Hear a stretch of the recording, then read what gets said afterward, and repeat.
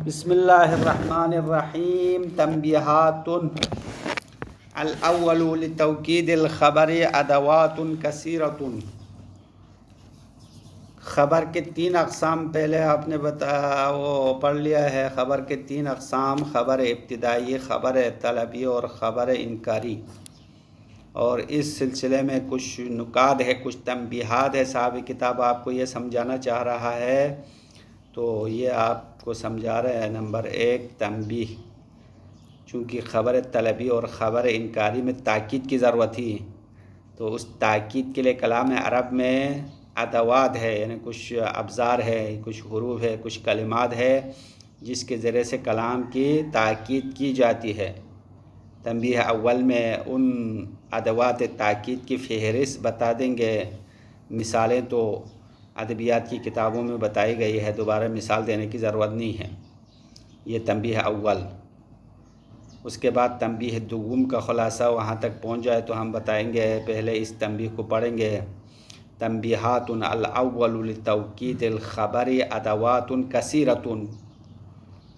صاحب کتاب فرماتے ہیں جملے خبر کی تاکید کے لیے بہت سارے کلمات ہے، بہت سارے ادوات ہے۔ ادوات جمع ادات ہے نا، ادات یعنی حروف ہے یا ابزار ہے۔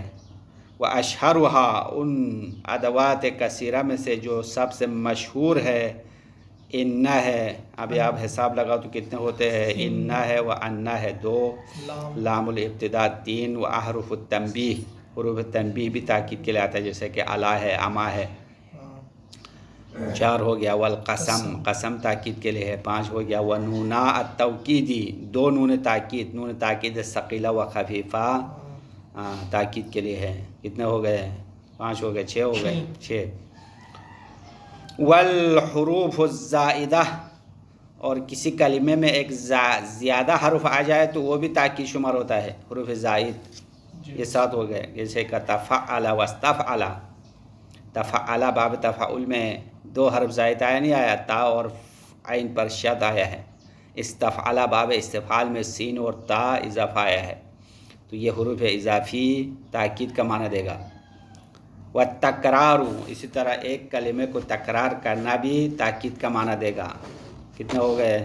7 8 ہو گئے۔ وقد، اور قد بھی حروف تاکید شمار ہوتا ہے۔ قد اگر فعل ماضی پر آئے تو تاکید کا معنی ہے۔ وَأَمَّا الشَّرْطِيَّةُ، اور اما شرطیہ بھی تاکید کے لیے ہے۔ وَإِنَّمَا، انما بھی تاکید کے لیے ہے۔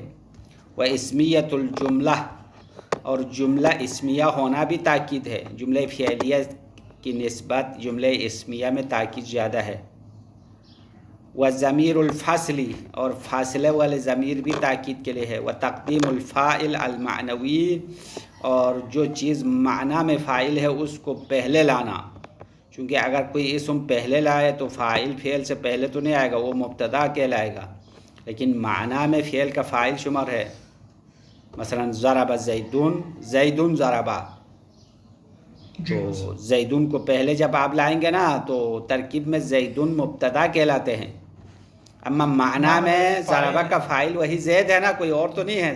زیدون ضربا، زید نے مارا، تو فاعل معنوی کو مقدم کرنا بھی تاکید کا معنی فائدہ دے گا، تاکید کا فائدہ دے گا۔ تو کتنا ہو گیا؟ ابھی حساب تو درمیان سے ہاتھ سے نکل گیا، 12 13۔ ہاں، تو یہ مشہور تاکید کے کلمات ہے، ادوات ہے۔ اگر کسی خبر کو تاکید کرنا چاہتے ہیں تو یہ چیزیں ہیں۔ ان کے جیسے تاکید کرو، انا 15 ہے، ہاں ابھی آپ نے حساب کیا تو 15 ہو گئے۔ تو تاکید کے یہ 15 طریقے ہیں، ان کے ذریعے سے کلام کو مضبوط اور محکم بنا سکتے ہو۔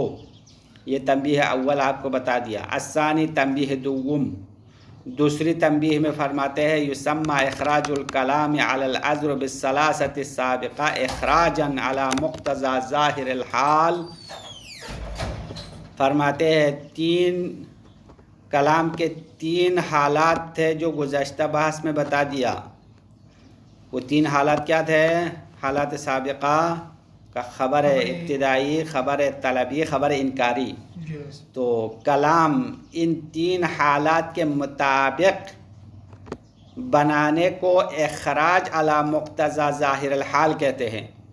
یعنی حالت کے ظاہر کے مطابق کلام کو نکالنا ہے. اگر جہاں پہ تاکید کی ضرورت ہو تاکید آپ نے کر لیا، جہاں پہ تاکید کی ضرورت نہ ہو وہاں پہ تاکید نہیں کیا، اور جہاں پہ ڈبل تاکید کی ضرورت ہو وہاں پہ ڈبل تاکید کیا، تو مطلب آپ نے کلام کو ظاہر حال کے تقاضا کے مطابق نکالا ہے. اما بعد میں کہہ رہا ہے کہ کبھی کبھار ظاہر حال کے تقاضا کے برعکس انجام دیتے ہیں. یہ بھی بلاغت کا ایک شعبہ ہے، بلاغت کا ایک راز ہے، جہاں پہ ظاہر حال کچھ اور تقاضا کرے گا اور متکلم کچھ اور طریقے سے کلام کو بولے گا. تو وہ بھی بعد میں بتا رہے چند موارد ایسے ہیں جو ظاہر حال کے مقتضا کے برعکس بھی انجام دیتے ہیں. تو تنبیہ دوم میں یہ باتیں ہیں، مقتضا ظاہر کے مطابق کلام کو استعمال کرے، ظاہر حال، ہاں، یا ظاہر حال کے برعکس استعمال کرے، دونوں ہے. ہاں، یہ سب اپنے اپنے قانون کے مطابق ہے، بس اندازون تو نہیں ہے. الثانی یعنی تنبیہ دوم، دوسری تنبیہ میں یہ فرماتے ہیں یسمى اخراج الکلام علی الاضرب الثلاثۃ السابقہ، گزشتہ 3 طریقوں کے مطابق کلام نکالنے کو اخراجاً علی مقتضى ظاہر الحال، مقتضى ظاہر حال کے مطابق نکالنا کہا جاتا ہے. مقتضى ظاہر کے مطابق نکالنے کا نام دیا جائے گا. یسمى فعل مجہول ہے، اس کے لیے 2 مفعول چاہیے نا، دیا جائے گا. ہاں، اخراجاً علی مقتضى ظاہر الحال نام دیا جائے گا یا اس کو نام رکھا جائے گا. وقد تقتضی الاحوال العدول عن مقتضى الظاہر، کبھی حالات تقاضا کرتا ہے مقتضى ظاہر سے منہ پھیرنے کا، مقتضى ظاہر کے مطابق نہ چلنے کا تقاضا کرتا ہے. وَيُورِدُ الْكَلَامَ عَلَى خِلَافِهِ، اور کلام کو مقتضى ظاہر کے خلاف لانے کا تقاضا کرے گا. لِاعْتِبَارَاتٍ يَلْحَظُهَا الْمُتَكَلِّمُ، کچھ اعتبارات، کچھ معیارات کے مطابق اس معیار کا متکلم لحاظ کرتا ہے.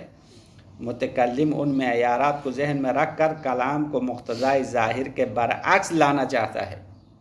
وَسُلُوكُ هَذِهِ الطَّرِيقَةِ شُعْبَةٌ مِنَ الْبَلَاغَةِ، اور اس طریقے پر چلنا بلاغت کا ایک شعبہ ہے، ایک فیلڈ ہے، ایک شعبہ ہے، ایک وہ باب ہے ایک لحاظ سے. ترجمہ واضح ہو گیا یہاں تک؟ تو تنبیہ دوم میں آپ کو یہ سمجھانا چاہتے ہیں کہ کبھی کبھار کلام مقتضى حال کے مطابق لاتے ہیں، جیسا کہ خبر ابتدائی میں تاکید کے بغیر لانا ہے. اگر خبر طلبی ہو تو ایک تاکید لائیں گے، خبر انکاری ہو تو کئی تاکید لانا، یہ تو پہلے بتایا نا. تو کبھی کبھار اسی مقتضى ظاہر کے مطابق لانا ہوتا ہے، کبھی اس کے برعکس ہوتا ہے، مقتضى ظاہر کے خلاف بھی لانا ہوگا. اس کے لیے بھی اپنا معیار ہے، اس کی چند موارد ہے، چند مقامات ہے، اس کو لحاظ کرنا پڑے گا. نمبر 1 منہا تنزیل العالم بفائدۃ الخبر او لازمها او بہما معا منزلۃ الجاہل بذالک، خبر کے بارے میں جو جاننے والا ہو، خبر کے فائدے کے بارے میں جاننے والا ہو، یا لازم فائدہ جاننے والا ہو، یا دونوں کے بارے میں جاننے والا ہو، تو وہ تو خبر اس کو پتہ ہے، مخاطب کو خبر معلوم ہے، تو آپ دوبارہ خبر دینے کی ضرورت تو نہیں ہے نا، اس کو معلوم ہے، خود خبر کا مضمون اس کو پتہ ہے. یا لازم فائدہ، لازم فائدہ یعنی وہ خبر متکلم کو پتہ ہونا مخاطب کو پتہ ہے، اس کو لازم فائدہ کہتا تھا. یعنی متکلم یہ چاہتا تھا کہ یہ خبر کو پتہ ہے، لیکن متکلم یہ چاہتا ہے کہ ہاں یہ مجھے بھی پتہ ہے، یہ سمجھانا چاہتا تھا. یا مخاطب کو دونوں پتہ ہے، خود مضمون خبر کے بارے میں بھی وہ آگاہ ہے، اور متکلم کو پتہ ہونا بھی مخاطب کو پتہ ہے. تو ایسی صورت میں تو اس کو خبر دینے کی ضرورت نہیں ہے، اصلاً خاموش رہنا بہتر ہے. اما یہاں پہ آپ خبر دیتے ہیں، کیوں خبر دیتے ہیں؟ کیونکہ اس مخاطب کو جاہل فرض کرتے ہیں، اس کو پتہ ہوتے ہوئے اس کو بمنزلہ جاہل قرار دیتے ہیں. کیونکہ وہ اس خبر کے مطابق عمل نہیں کرنے والا ہے. اس کو پتہ ہے، علم ہے، لیکن اپنے علم پر عمل نہیں کرنے والا کل جاہل کی طرح ہے. اسی لیے آپ اس کو دوبارہ خبر دیتے ہیں تو اس کا مطلب یہ ہے کہ آپ کو تو پتہ ہے لیکن آپ اس علم کے مطابق عمل نہیں کر رہے ہو، اس لیے تم جاہل ہو. ابھی دوبارہ میں آپ کو بتا رہا ہوں، مثال یہاں پہ یہ دیا کہ آپ کو معلوم ہے کہ ایک بندہ نماز کے وجوب کے بارے میں جانتا ہے، نماز واجب ہونا اس کو پتہ ہے، پھر بھی نماز نہیں پڑھنے والا ہے. تو آپ اس کو کیا کہتے ہیں؟ الصلاۃ واجبۃ، اے بدبخت نماز واجب ہے. تو وہ کہے گا بھائی مجھے خود پتہ ہے نماز واجب ہے. تو آپ دوبارہ کہیں گے نا کیوں نہیں پڑھتے ہو؟ جب واجب ہونا پتہ ہے تو نماز پڑھو. بس اس شخص کو کیا حساب کیا ہے؟ جاہل فرض کیا. کیونکہ وہ جاہل کیوں حساب کیا؟ کیونکہ اس نے اپنے اس معلومات کے مطابق رفتار نہیں کیا، عمل نہیں کیا. یہ ایک مورد ہے.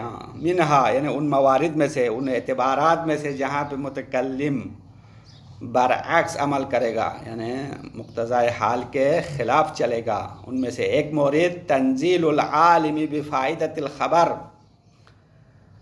او لازمہا، یعنی اس شخص کو نازل کرنا ہے جو خبر کے فائدے کے بارے میں جاننے والا ہے یا لازم فائدہ بھی جاننے والا ہے. او بہما معاً، یا فائدہ خبر لازم فائدہ دونوں کو جاننے والا ہے، اس کو نازل کرنا ہے منزلۃ الجاہل بذالک، اس کے بارے میں جاہل ہونے کے منزلت پر فرض کرنا ہے. لعدم جریہ علی موجب علمہ، یعنی ان دونوں کو جاہل فرض کرنا. ہاں اس کو جاہل فرض کرنا ہے. دونوں کو نہیں، دو بندے تو نہیں ہے نا، ایک بندہ مخاطب ہے. اس مخاطب کو فائدہ خبر بھی پتہ ہے، لازم فائدہ بھی پتہ ہے، یا دونوں پتہ ہے؟ اچھا، دونوں سے کیا مراد ہو گیا؟ فائدہ خبر اور لازم فائدہ. بند کرو، کیا ہو گیا؟ ہاں لازم فائدہ دونوں جانتا ہے. تو اس مخاطب کو جاہل فرض کرنا ہے. کیوں؟ لعدم جریہ علی موجب علمہ، کیونکہ وہ اپنے علم کے مطابق جاری نہیں ہوا، چلا نہیں ہے، اپنے علم کے مطابق وہ عمل نہیں کرنے والا ہے. فیلقا الیہ الخبر کما یلقا الی الجاہل بھی، بس اس بندے کی طرف خبر کو اس طرح القاء کرے گا جس طرح جاہل کی طرف القاء کیا جاتا ہے. ہاں جس طرح جاہل کو سمجھا جاتا ہے اس عالم کو بھی سمجھانا ہوگا. کا قول کا، جیسا کہ آپ کا کہنا ہے لمن یعلم وجوب الصلاۃ، آپ اس بندے کو کہتا ہے جو نماز کے وجوب کے بارے میں خود جانتا ہے، وَهُوَ لَا يُصَلِّي، وہ نماز نہیں پڑھنے والا ہے. نماز کے وجوب جانتے ہوئے نماز نہ پڑھنے والے سے آپ کیا کہتے ہیں؟ الصلاۃ واجبۃ، نماز واجب ہے بھائی، نماز واجب ہے، نماز واجب ہے. تو یہ کیوں کہتے ہیں؟ وہ تو اس کو پہلے سے پتہ ہے نا نماز واجب ہے. توبیخا لہ علی عدم عملہ بمقتضی علمہ، یعنی الصلاۃ واجبۃ اس لیے کہتے ہیں تاکہ اس کی مذمت کرے علی عدم علمہ، نہیں علی عدم عملہ بمقتضی علمہ، اپنے علم کے مطابق عمل نہ کرنے پر مذمت کرنے کے خاطر اس طرح آپ اس کو بولتے ہیں. مثال واضح ہو گیا نہیں ہو گیا؟ الصلاۃ واجبۃ اس بندے سے کہتے ہیں جو نماز واجب ہونا جانتے ہوئے نماز نہ پڑھنے والا ہو.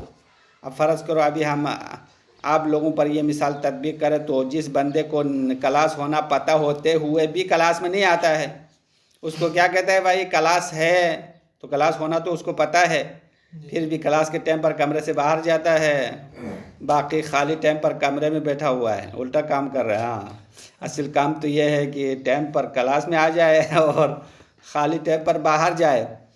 تو میری ذمہ داری یہ ہوگی بھائی کلاس کا ٹائم ہے یہ بتانا پڑے گا، بار بار بتانا پڑے گا، اگرچہ اس طالب علم کو پتہ ہے پھر بھی بار بار کیوں بتانا ہوگا؟ کیونکہ بمنزلہ جاہل ہے وہ بندہ، ایسے بندے کی طرح ہے جو اصلاً پتہ ہی نہ ہو کلاس ہونا. ہاں بس یہ دوسری مثال آپ کو دے دیا. وَكَقَوْلِكَ لِمَنْ يُؤْذِي أَبَاهُ، اسی طرح آپ کا کہنا ہے کہ اس بندے کے لیے جو اپنے باپ کو اذیت دینے والا ہے، اس سے آپ یوں کہیں گے ھذا ابو کا، یہ آپ کا والد ہے، باپ ہے، تو ھذا ابو کا کیوں کہنے کی ضرورت ہو گئی؟ وہ تو اس کو پتہ ہے نا، ہاں اس کو پتہ ہے یہ باپ ہے، پھر بھی اس کو مار پیٹ کر رہا ہے، تو آپ اس کو سمجھا رہے، دوبارہ سمجھا رہے کہ یہ آپ اپنا باپ ہے، اس کو نہ مارو، اس کو اذیت نہ دو۔ کسی نے کسی بدبخت کو سمجھایا اپنے والد کو کیوں مارتے ہو، کسی نے باپ کی پٹائی شروع کی، اور باپ تو خانہ کعبہ کی طرح ہے، قبلہ و کعبہ ہے، تو اس نے جواب میں کہا بھائی کعبہ اگر ٹیڑھا ہو تو سیدھا نہیں کرنا ہے کیا؟ جواب دیے، ایسا جواب دیا کہ اس سمجھانے والے کو بھی شرمندہ ہونا پڑا۔ اس نے کہا اگر کعبے کا دیوار گر جائے یا ٹیڑھا ہو جائے تو اس کو سیدھا کرنا پڑے گا نا، تو باپ کے قبلہ و کعبہ ہونے میں تو کوئی شک نہیں ہے، لیکن لگتا ہی ہے کہ یہ کعبہ جو ہے ٹیڑھا ہو گیا، اس کو سیدھا کرنا ہے۔ اچھا، یہ ایک مورد ختم ہو گیا۔ دوسرا وَمِنْهَا تَنزِيلُ خَالِيَ الذِّهْنِ مَنزِلَةَ السَّائِلِ الْمُتَرَدِّدِ، جو بندہ خالی الذہن والا ہے، جس میں خبر ابتدائی کی ضرورت ہوتی تھی نا، پہلے بتایا خبر ابتدائی کس کے لیے ہوتا ہے؟ جو ذہن خالی ہو، اس کے ذہن میں پہلے کچھ نہ ہو، پھر آپ اس کے ذہن کو بھرنا ہے، تو کلام میں تاکید کی ضرورت تو نہیں ہوتی تھی۔ اما یہاں پہ یہ الٹا کر رہا ہے، الٹا یہ کر رہا ہے کہ خالی الذہن کو بمنزلہ سائل متردد قرار دیتے ہیں، یعنی ایسے بندے کی طرح قرار دیتے ہیں جو شک میں ہو، تردد میں ہو اور سوال کرنے والا ہو۔ یہ مقتضائے حال کے برعکس چلا ہے یہاں پہ بھی۔ خبر ابتدائی خبر ابتدائی کو بمنزلہ متردد یعنی خبر انکاری کی طرح قرار دینا ہے، ابتدائی کو انکاری کی شکل میں بنانا ہے تاکید کے ساتھ، اور یہ تو تقاضائے ظاہر کے برخلاف ہو گیا ہے۔ تنزیل خالی الذہن منزلۃ السائل متردد، ذہن خالی والے بندے کو سوال کرنے والا اور شک و تردد والا بندہ قرار دے کر کلام کو تاکید کے ساتھ لانا ہے۔ اذا تقدم فی الکلام ما یشیر الی حکم الخبر، یہ اس صورت میں ہے جہاں پہ کلام میں پہلے ایسی چیز آئی ہے جو کہ خبر کے حکم کی طرف اشارہ کرنے والی ہے۔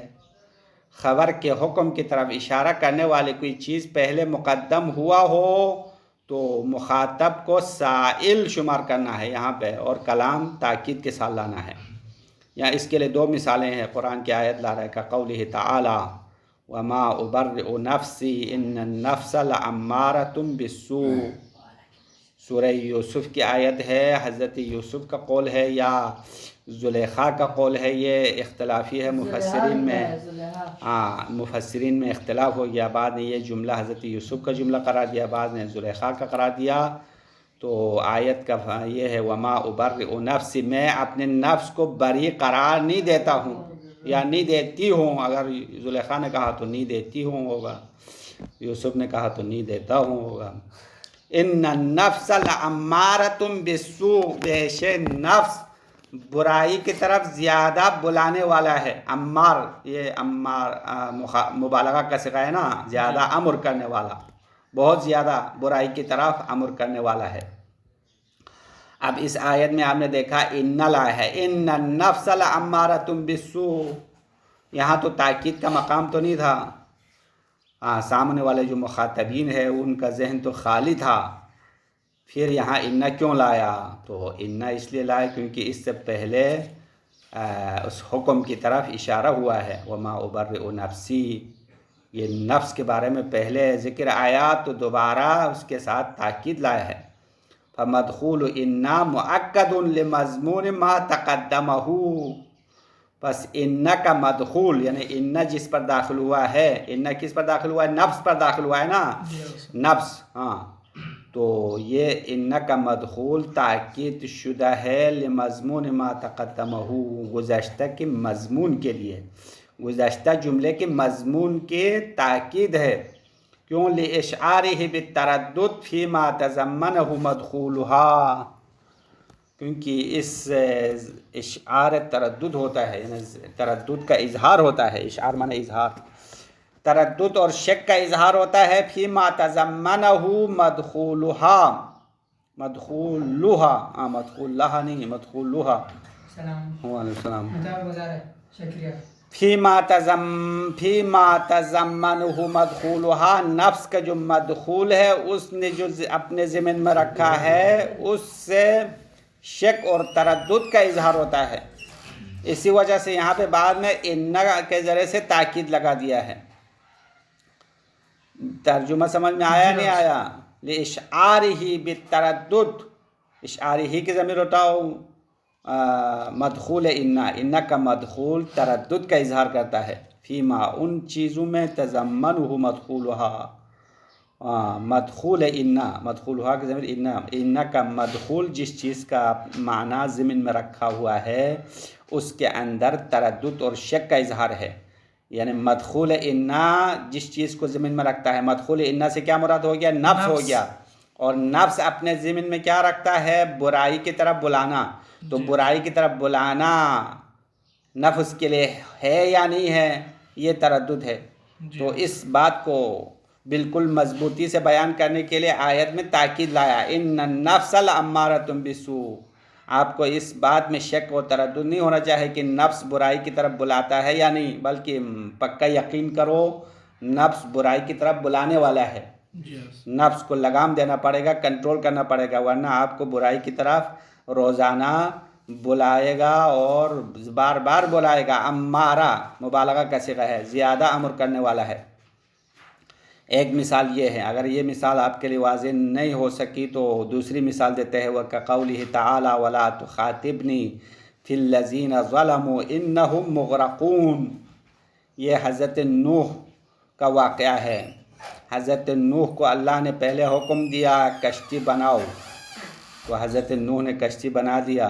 اور خدا نے یہ بھی حکم دیا کہ کشتی بننے کے بعد جب طوفان آ جائے تو آپ ان ہلاک ہونے والوں کے بارے میں مجھ سے سوال نہ کرو.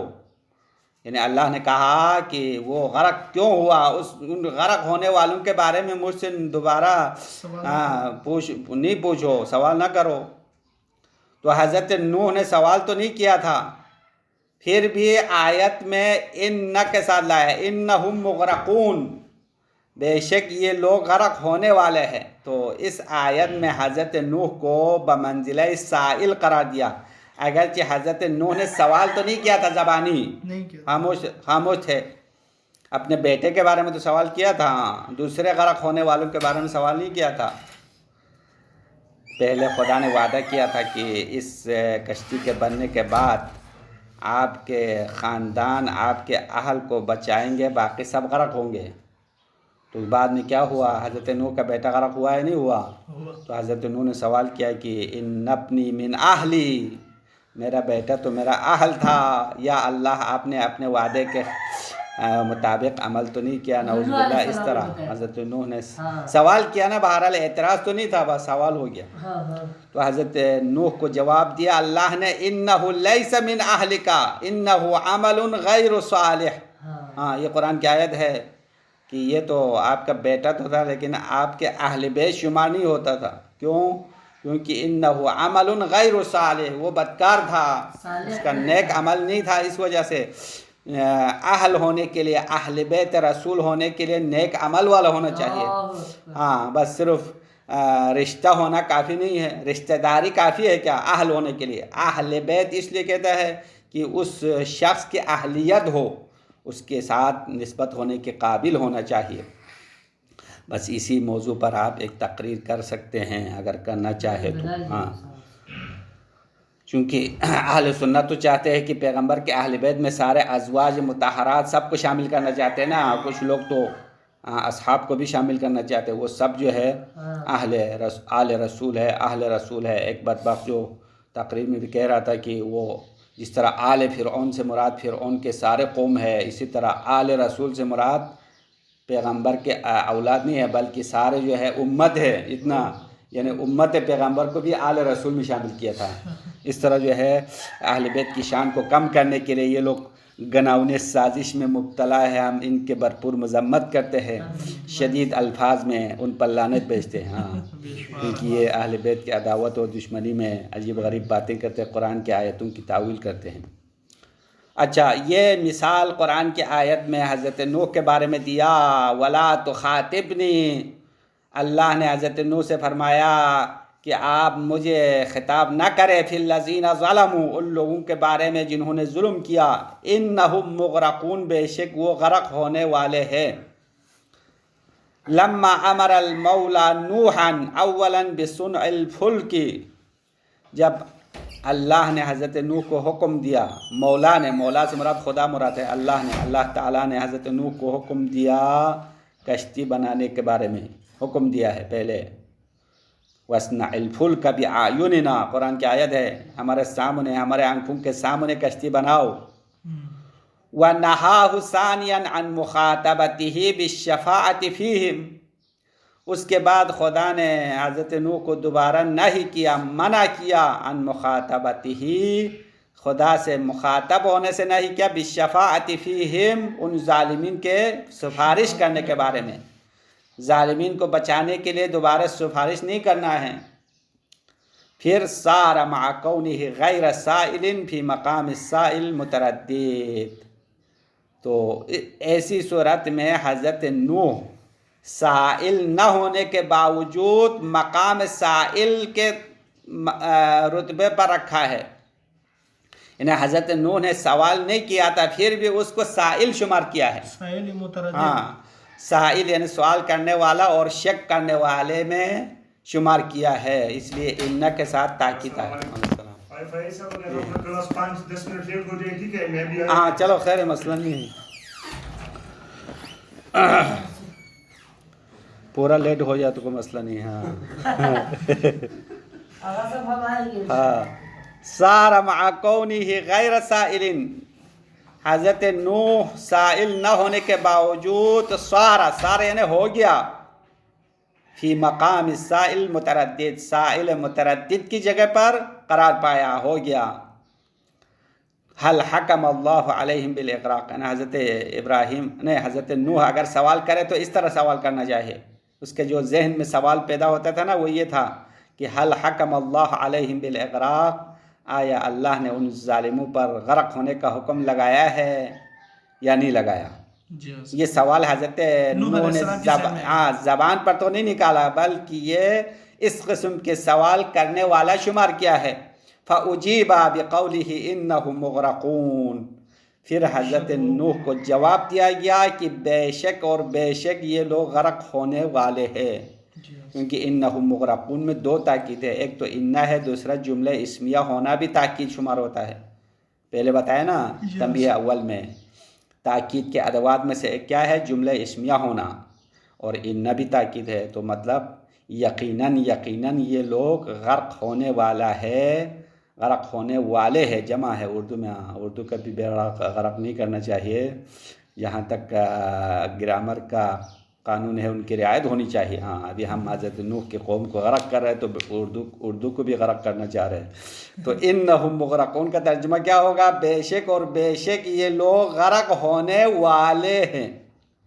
بس، یہ لوگ یا وہ لوگ؟ ہاں، انہم وہ لوگ. ہاں، وہ حضرت نوح کی جو ظالم قوم ہے وہ سب کے سب تباہ و برباد اور پانی میں بہہ جانے والا ہے. غرق کا اصلی معنی ہے بہہ جانا، پانی میں بہہ گئے، سب مر گئے. حضرت نوح اور اس کے کچھ ایمان لانے والے، اور حضرت نوح نے اس کشتی میں جانوروں کے بھی نسل ڈبل رکھا تھا نا، تاکہ نسل برقرار رہے. کیونکہ فقط اس کشتی میں انسان سوار نہیں ہوئے تھے، بلکہ تمام جانوروں کا زوج رکھا تھا، تاکہ آئندہ طوفان ختم ہونے کے بعد دوبارہ زندگی روئے زمین پر دوبارہ زندگی برقرار رکھنا تھا. حضرت نوح کو آدم ثانی کہتا ہے اسی وجہ سے، کیونکہ حضرت نوح سے پہلے جتنے بھی انسان تھے وہ ختم ہو گئے. دوبارہ حضرت نوح کے بعد جو ہے نا کشتی طوفان تھم کے جب زمین پر آئے تو دوبارہ انسانوں نے پھیلنا شروع کیا، اور آبادی بڑھ گئی. اب ہم جو ہے حضرت نوح کی اولاد میں شمار ہوگا.